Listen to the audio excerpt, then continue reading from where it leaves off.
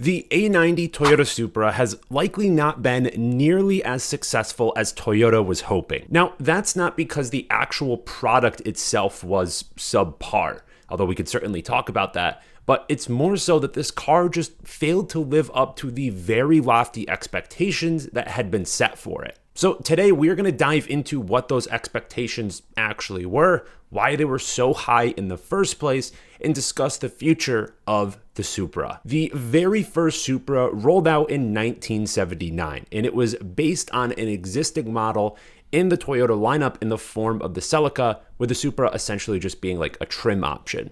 The intent was to offer a higher level of performance and luxury and to more directly compete with vehicles like the Nissan 280Z. In 1982, the second generation of this car would roll out, and the big addition would be an optional turbocharged engine. The third generation of the Supra would roll out in 1986. And this would be the first Supra model that would be its own standalone car, no longer being based on the Celica. With this car, Toyota also made the decision to move the Supra even more up market, adding in additional performance to have it more directly compete with vehicles like the Mazda RX-7 and the Nissan 300ZX. But really, the vehicle that would solidify the Supra into the legendary air that we associate it with today would be the Mark IV. The Mark IV turned the Supra into a legitimate supercar, competing with the likes of the Nissan Skyline GTRs and the Porsche 911. And while this car offered a very high level of performance straight from the factory, where it would really shine would be in the aftermarket. It's very well known at this point, these two JZ powertrains are infamous, because you could basically just throw a couple of parts at them and double or triple the factory horsepower. And we also have to touch on the original Fast and Furious movie, which very prominently featured an orange Supra as the hero car, which may have single-handedly created more hype around a single car model than any other movie. Now, one other big call out here is that the Mark IV Supra did not sell particularly well. When you look at what this vehicle was competing again, GTRs, Porsche 911s, these are expensive vehicles that generally don't sell in incredibly high quantities, and the same was true for the Supra. Looking back at a turbo version of that Mark IV, it has an inflation-adjusted price of roughly $80,000. And those low sales likely played at least a part in Toyota justifying the discontinuation of the Supra for the North American market in 1998. This coincided with a general shift at Toyota, really moving away from performance cars and focusing on mass market economy vehicles. And for the better part of a decade, that is exactly what Toyota did.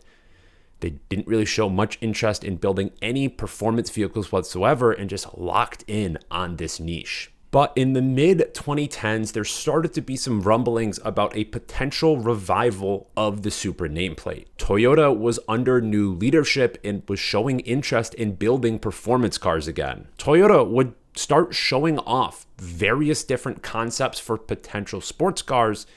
All of this ended up culminating in 2013 with a joint venture with Subaru to produce the BRZ and FRS twins. And the big reason why Toyota decided to co-develop this car with Subaru was to save on design and production costs. In 2014, Toyota would reveal the FT1 concept. This car is kind of intended as a spiritual successor to the 2000 GT, the MR2, but most clearly the Supra. And there would be a lot of design elements from this concept that would end up making their way into the production version of the A90 Supra. Its basic layout being front-engined rear-wheel drive, its turbocharged inline six-cylinder powertrain, and of course, basically all of the aesthetics. Now, I, for one, have warmed up to the A90's styling over the past few years, but looking back on this concept, I am immediately reminded why people were so upset with this car when it actually came out and how much of a disappointment it was compared to the concept. The FT1 is low, sleek, wide.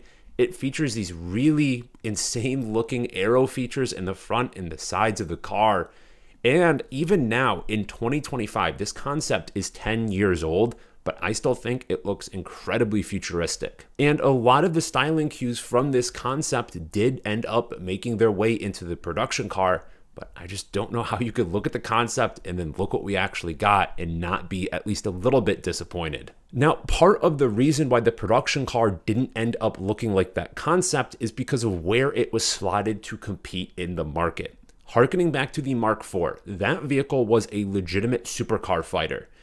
Looking at the FT1 concept, its overall silhouette, you thought it was going to be a car that would be on that level, but the production version with only 300 horsepower was more so slotted in to compete with things like the Mustang GT. Many people were very frustrated by this, and they kind of saw it as a downgrade for the Supra. Now, the elephant in the room here is that the Supra was co-developed with BMW, and honestly, that is a lot of people's biggest issue with the car.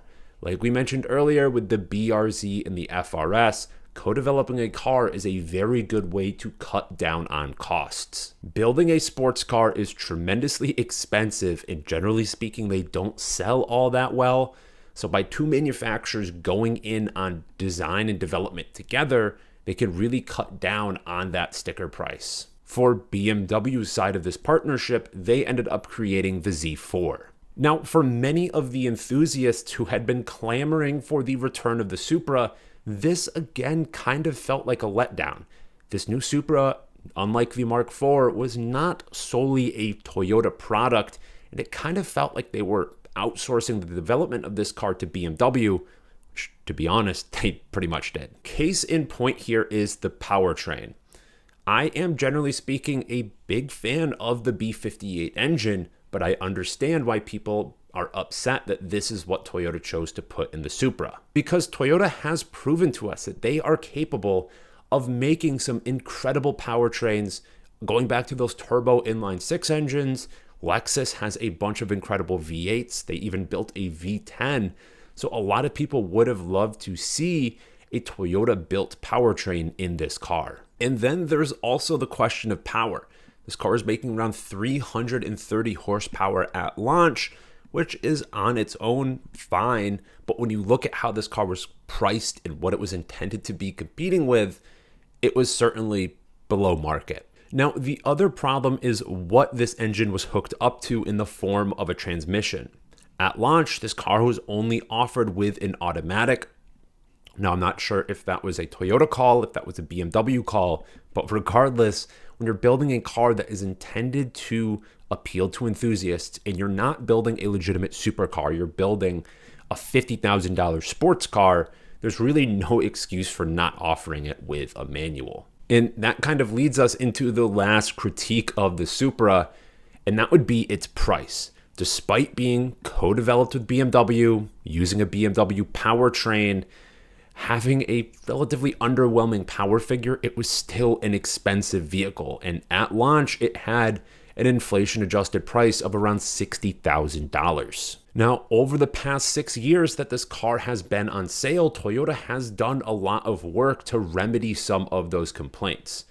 After being on sale for 2 years, they bumped up the factory rating of the horsepower figure up to 380 horsepower, which honestly is what a lot of people speculated the car was making the entire time. In 2023, they added a manual transmission to this car at long last. But did that end up actually helping Toyota in selling this car and having it be a successful model? Not really. While the Supra sales figures are not disastrous by any means, they also aren't very good. The Supra was generally moving somewhere between like 3,000 and 6,000 units per year in North America.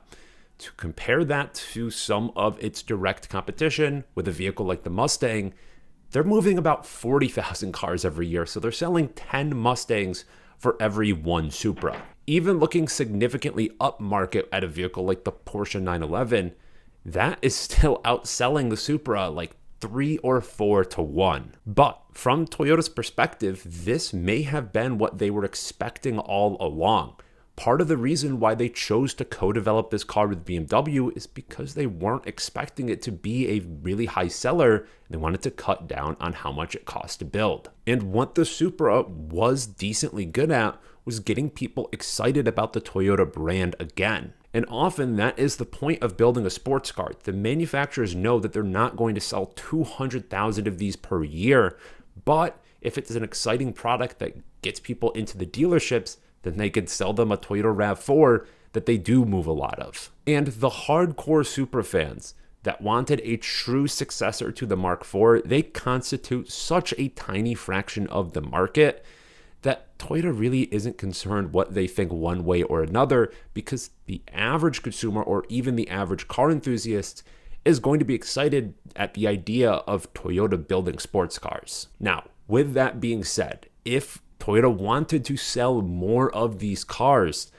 I think those people that wanted a true successor to the Mark IV may have actually had a point. The Toyota Supra would have been far more successful competing with vehicles like the Porsche 911, the Mercedes-Benz AMG GT63, Jaguar models.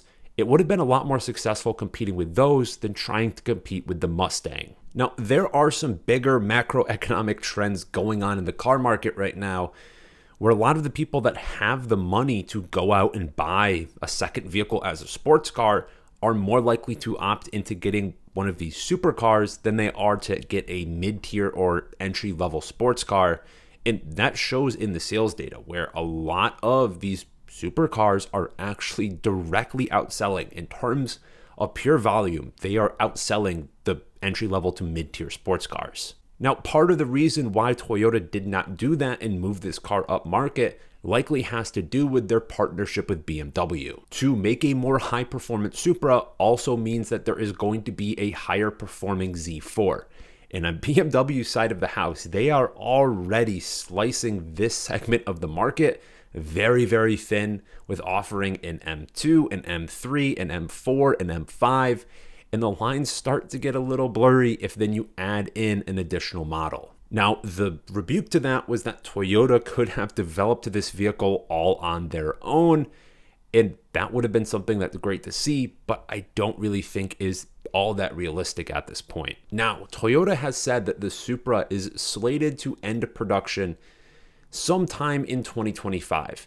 And as of now, they have not announced an official plan for what will happen to the Supra in the future. There's been a lot of speculation online that the Supra could come back as a hybrid 4-cylinder, that they might scrap it altogether, and at this point, we are purely just guessing. Now, there is an incredible amount of equity in the Supra nameplate, so Toyota is not just going to let it sit idle. My hope is that they ditch that partnership with BMW and build their own dedicated sports car, however unlikely that may be.